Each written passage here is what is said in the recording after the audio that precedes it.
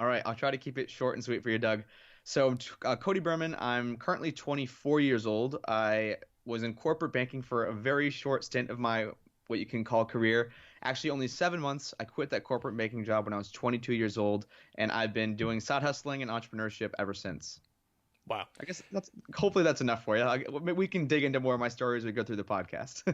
So what did your family and friends think about the 7 months in a corporate gig, which is like almost nothing? It's like a blink of an eye. So how did they react when you were like, "Hey, I kind of want to explore other options"?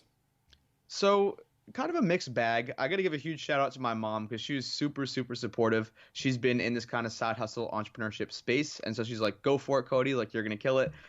Always just hit me with a lot of positive momentum. And I'm like, okay, perfect. Some other people were like, you're an absolute idiot. You're giving up this huge, it's a big paycheck job. Like, corporate banking pays very well. They're like, you're so dumb. You could be making 250,000 in 5 years from now, whatever numbers they're throwing out. And I don't know, man.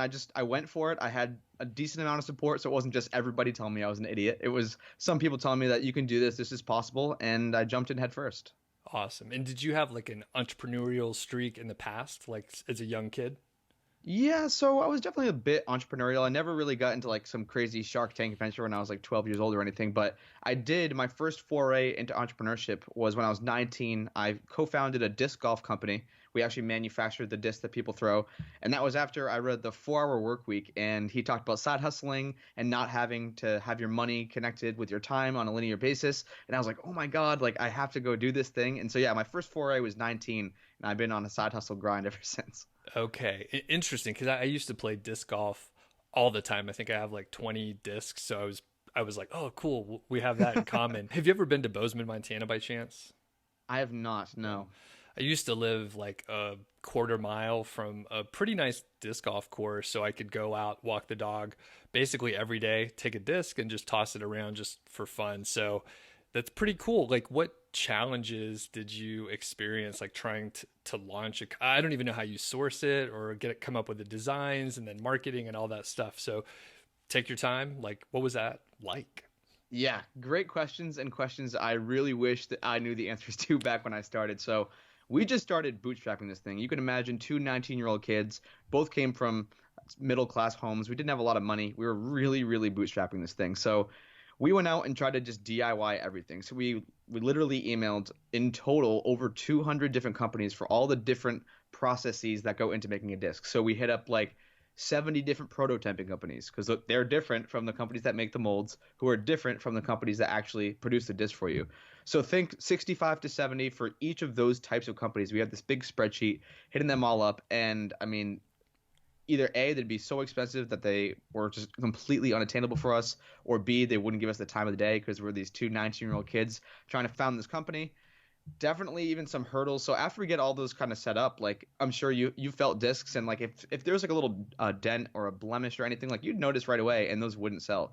The process to actually create a disc is so much more complicated than you could ever possibly imagine, and we did not know that from the start. So trying to figure out that process was a several month, even more than a year learning curve.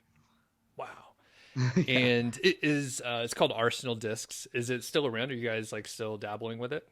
We are still dabbling. We definitely slowed down a bit last year because I'm sure we'll get into here. I've been doing a lot of other different fun ventures, and my buddy Jim, who I co-founded the company with, he's doing his own stuff. So we kind of just put it on the back burner last year.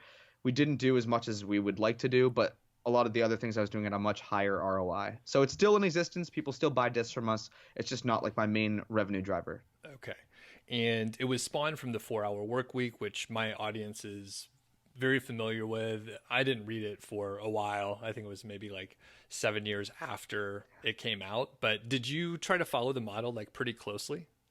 Yeah, so the big thing for me again was like I didn't want to be someone who had to work 40 hours a week to get X paycheck. I wanted to be someone who could spend maybe more than 40 hours for like 5 years a week and then build this business or build this recurring revenue stream that I can reap the profits from in perpetuity. So like I was really fascinated by I guess delineating my time and money, like how those things kind of coincide with each other. I was like, I don't want to be someone where it's just a linear thing. I want to be someone where it's more like an exponential, like a hockey stick.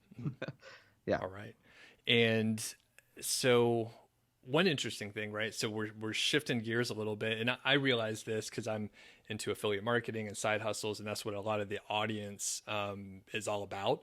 However, I realized there's a nice intersection, this Venn diagram, where people that are interested in side hustles, they potentially hate their job, they're interested in financial independence, even though they may not call it that. And really, like, we all just want freedom with our time, which goes directly back to the 4-hour work week and some of the people that, we follow and your show, right? So you're a podcaster. And how'd you get into personal finance and FI? Yeah, so that happened after kind of the Tim Ferriss 4-hour work week thing. I was really interested in this side hustle stuff, and naturally I started searching, like, because I wanted to make a bunch of money. Honestly, that's where from the very beginning I was like, you know what, I'm gonna be rich. I'm gonna be driving a Lambo, and you just kind of go down the rabbit hole. You start to meet these influencers, these people who are doing these amazing things. I think I did stumble onto Mr. Money Mustache a year later when I was 20, who's, for people who don't know, like one of the biggest figureheads in this financial independence space. Saw the things he was typing about, and like he had retired at 30 being an engineer, and I looked at the math, and I'm a math guy. I went to school for finance and economics. I'm like, this checks out. Like, this is legit. And so all of a sudden my brain just got rewired. My goals got completely rewired. Instead of that Lambo, I just wanted unlimited time. I wanted freedom to hang out with my friends, freedom to spend time with family, freedom to travel and take a month off if I wanted to. And that's ultimately, I love that you said that, because I think that is literally the bottom line that connects everyone in this whole financial independence, side hustle, entrepreneurship space, is that time freedom. Indeed. Thank you. Because I'm like seeing the connection, because I have my foot in both areas, and I think I was just a little bit interested in FI, and I think I found Pete's blog a few years ago when I was trying to figure out what to do with some excess money. Good problem to have.